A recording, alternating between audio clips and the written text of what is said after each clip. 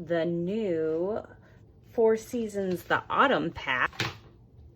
So as you can see, I have already started using my paper pack. So if you want to stay tuned to the end, I can show you the pages that I've made with this so far. So lots of good little sayings. So they can be fall. This would be really good for Thanksgiving.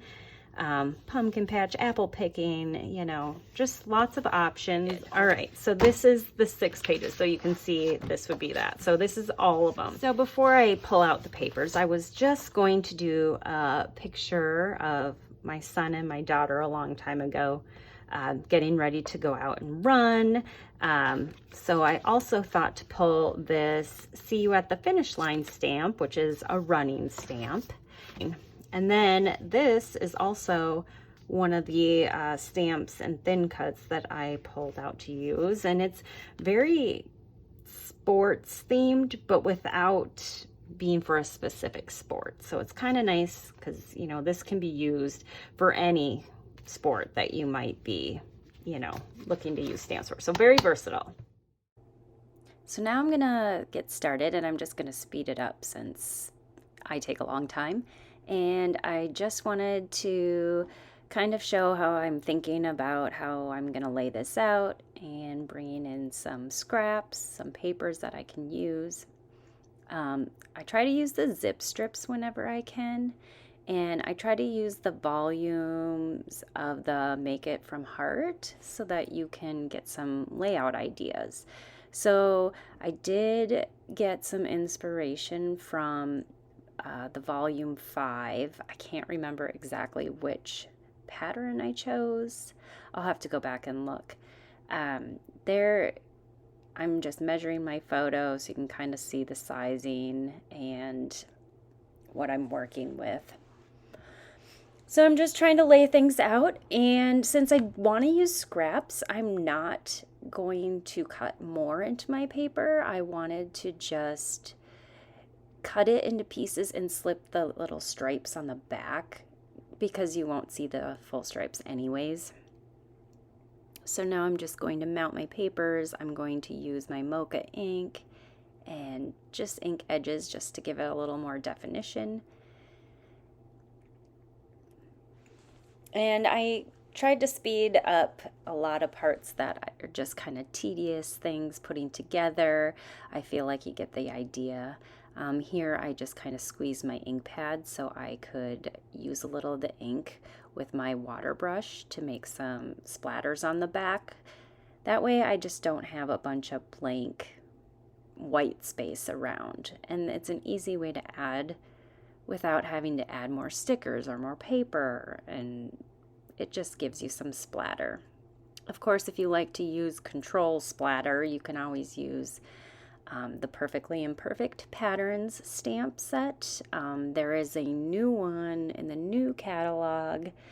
I can't remember what it's called, unfortunately, but there is a new one. But the Perfectly Imperfect Patterns is still available. It's just one that I used a lot last year, and it's always on my mind. Here I'm just kind of dry fitting in some of the pieces, trying to decide how I want these to be laid out. And even though I inked the edges of that zip strip, it just didn't really give me enough of what I wanted. So I decided to mat the zip strip with some mocha paper just to give it a little bit more presence on the page. And then I decided to flip around, having the bolder, thicker stripe behind the photo on the bottom, and work up slowly to the more thinner strips of paper. And now I'm going to adhere everything and just cut off the extra. Just flip it over, easy peasy, just cut it all off, and then it will be perfectly in line with your paper. Then you don't have to worry about trying to cut and slip it behind the paper just so. And you can save those scraps for cards if you make cards. Now I'm bringing in my maple leaf die. I'm trying to use my dies more often. I have so many and I want to use them. It's just almost overwhelming at times how to be able to use everything. So I have a circle, my maple leaf, a tag, and now I'm just trying to find some little spots that I can add some extra embellishments using my stamps, a little tab at the top there. And here I'm just going to bring in some archival black ink. I love that because that is the most richest black. I feel like this ink does take a little time to dry, especially if you're not stamping on paper. So this tab is actually from the sticker sheet, so it will have like a coating on it, a finish on it. So I am gonna let that dry, but I do love that the archival black ink is very like rich, the blackest of the black inks that Close to My Art has. So now I'm just pulling some little sentiments to stamp on these little tags and tabs that'll go around. And then I decided to pull in my slimline, actually it's just slim alphabet dies, not slimline. I have slimline cards on my brain. And I am just going to cut out, since running is such a long word, I'm going to cut it out with the slim alphabet dies. And here I'm just kind of dry fitting some of my pieces so I can kind of figure it out. And here I'm placing all my pieces that I cut out. I do suggest maybe if you want it to be a little thicker and have a little more dimension to your page, or be a little easier to work with, to cut out multiple layers of it, and you can stack them and glue them together just to make a thicker pieces with your letters. I did not do that here. I just cut out the one layer and I did not put them up on any foam tape. I just left it just flush with the page. And normally I would do that, but they are smaller letters. It's harder to get your 3D foam tape behind really skinny letters like that. So you could always put that on an adhesive sheet so that you can just peel off instead of gluing, or like I said, you can run through your Word a couple times and just stack the letters to give it a little bit more, just make them almost a little more durable too, so they're not so flimsy, and just a little bit of dimension. But I kind of played around with it and I just decided that I was just going to put it on flat. So you will see that here coming up. I did decide to add another little word line here. I almost have to say though that when I see where I place it, I kind of wish I would have put it a little lower on my circle, but you know, it's fine and it works, and it is what it is. It's all just art and playing, and you know, it always turns out in the end.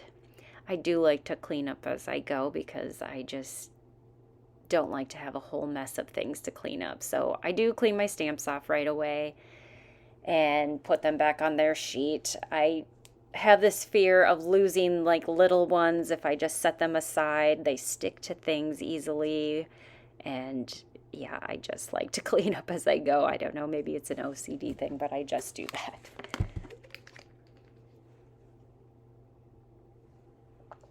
And here I'm just placing my letters down and just kind of moving my little block around to set on there, just to keep it flat and hold it in place while it kind of sets up.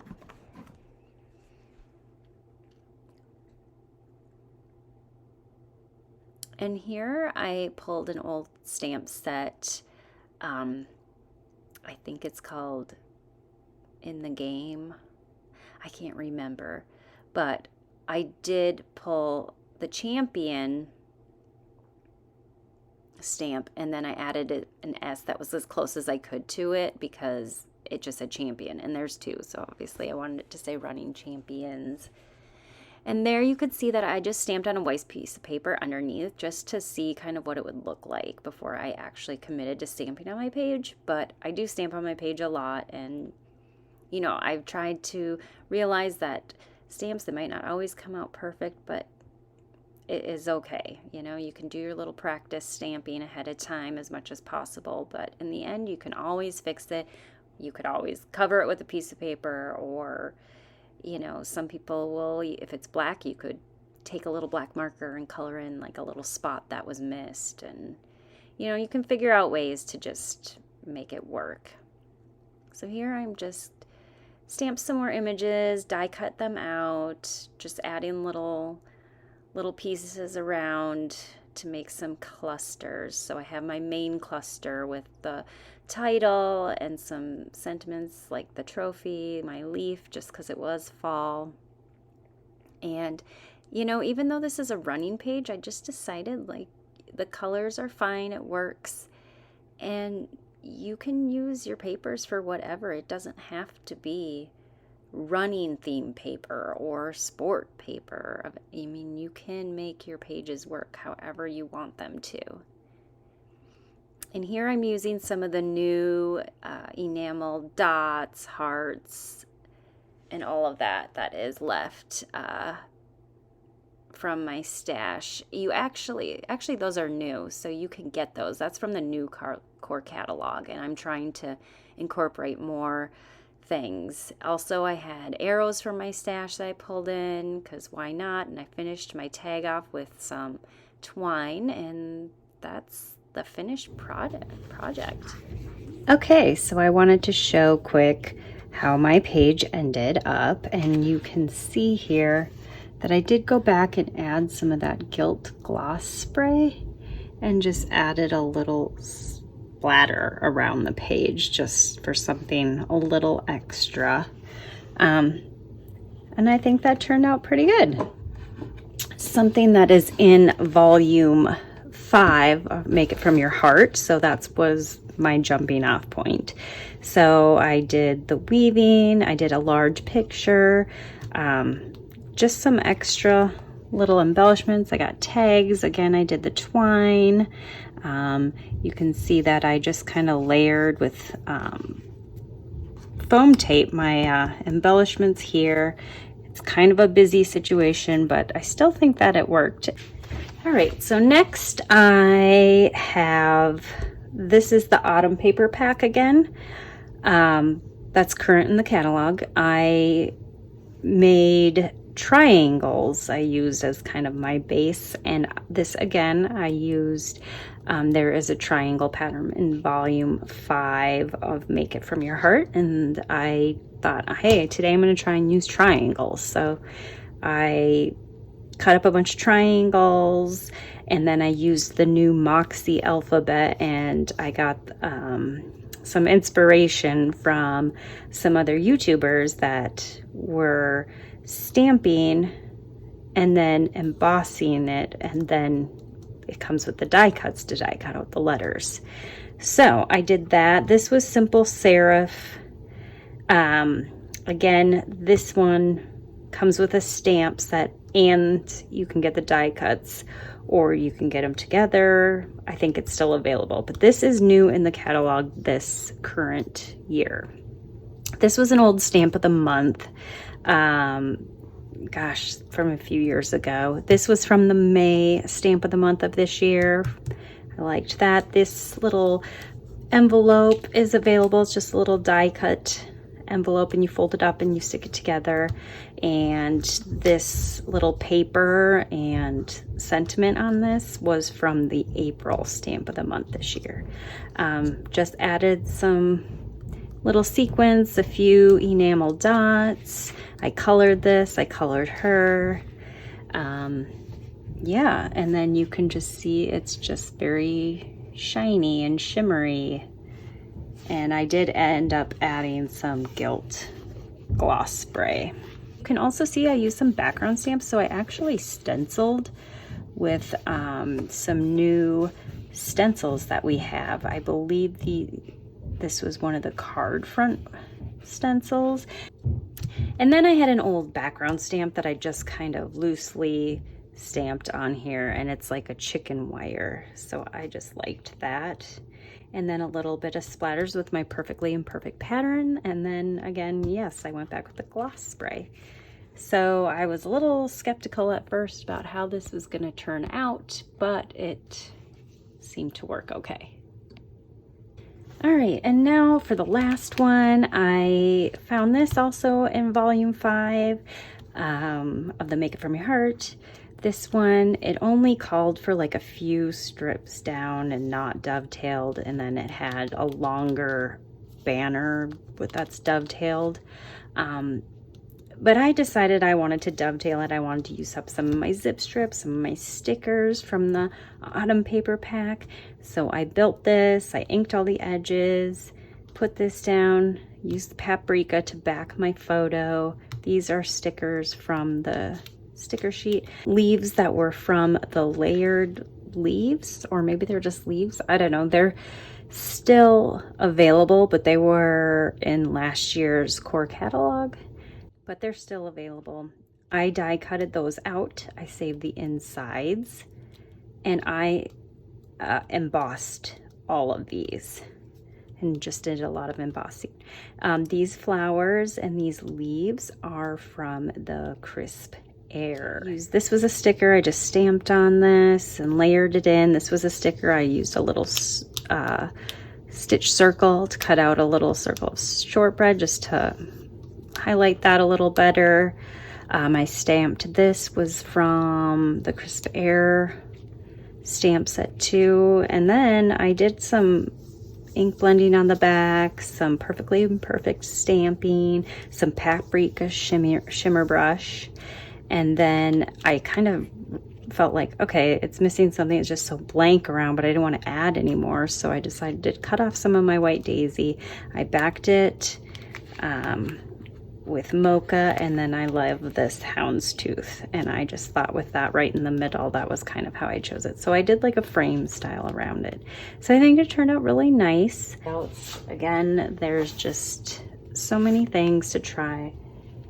Different techniques that you can use to create different kinds of looks. So I hope you enjoyed this video, and give it a thumbs up if you did, and hopefully you'll join me again when I put out another video. Thanks.